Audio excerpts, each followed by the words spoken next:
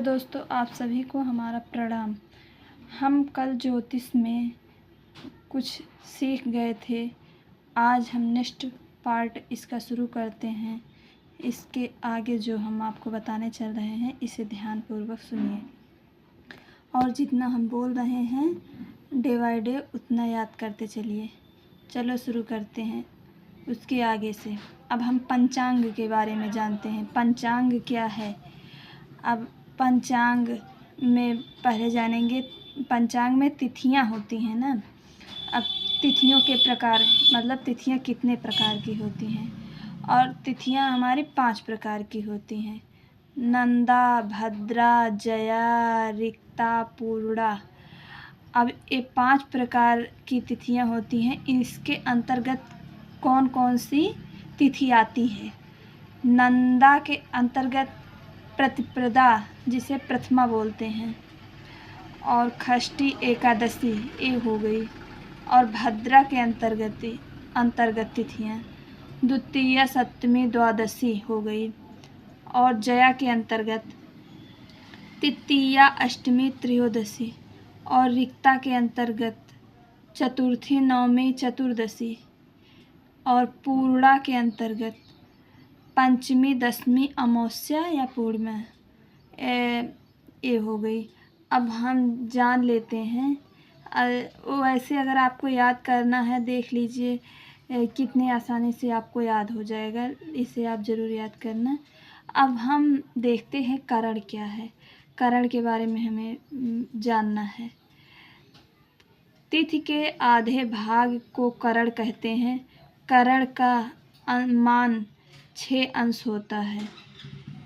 जैसे तिथि का मान 12 अंश होता है, तो 12 डिग्री या अंश कुछ भी बोलिए होता है, वैसे करण का मान 6 डिग्री होता है। इस प्रकार एक तिथि में 2 करण हुए। अब करण के प्रकार 2 प्रकार के होते हैं करण: चर करण और स्थिर करण। अब देखिए, चर करण के अंतर्गत कौन कौन से आते हैं? बब, बालव, कौलव, तैतिल, गर, वणिज, बिष्टि। ये चर करण के अंतर्गत आते हैं। और स्थिर करण के अंतर्गत 4 आते हैं: किस्तुघ्न, शकुनी, चतुष्पद, नाग। शुक्ल पक्ष। अब शुक्ल पक्ष, कृष्ण पक्ष आप जानते होंगे। शुक्ल पक्ष में 15 तिथियां होती हैं।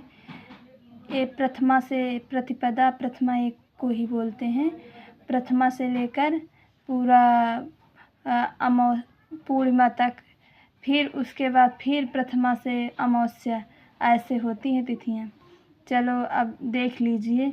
इसमें आप सबको इस स्क्रीनशॉट आप लोग इसका ले लीजिए।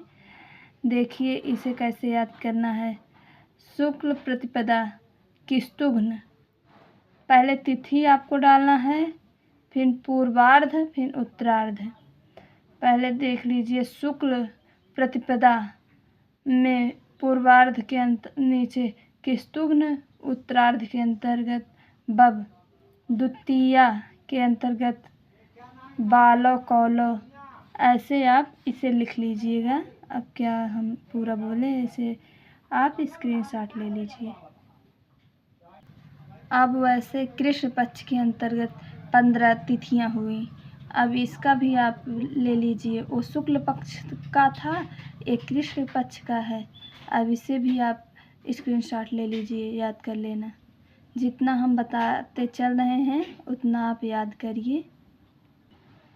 अब जो हमने आपको करण बताया है, उसमें चर करण हमने आपको बताया था और स्थिर करण भी बताया था। अब इसमें चर करण के बारे में देखिए आप। अब पहले चर करणों का फल देखिए। अब पहले चर करण में देखे थे आप कि उसमें 7 करण आए थे: बब, बालव, कौलव, तैतिल, गर, वणिज, बिष्टि। आप देखे थे, ये सब आए थे। अब उसके बारे में एक एक के बारे में अब हम आपको बताते हैं। अब बब के बारे में, यह चर करण है, इसका प्रतीक सिंह है। यह बाल्य अवस्था का माना जाता है। इसकी अवस्था सम व फल मध्यम माना जाता है। अब दूसरा बालव हुआ, इसका प्रतीक चिन्ह चीता है। यह कुमार अवस्था का माना जाता है। इसकी अवस्था बैठी हुई मानी जाती है तथा यह अशुभ फल देता है। इसके आगे हम आपको कल बताएंगे। प्लीज़ जो भी हमारा वीडियो देख रहे हैं वो उसे लाइक, सब्सक्राइब और शेयर कीजिए, जिससे हमें मोटिवेशन मिले। और आप कमेंट में जो समझ में ना आए पूछ लीजिए, उसे हम आपको बताएंगे। प्लीज़ कमेंट करना आप लोग, और हमें ऐसे ही आगे बढ़ाते रहना, जिससे हम आपको एक सफल ज्योतिष बना सकूं। धन्यवाद।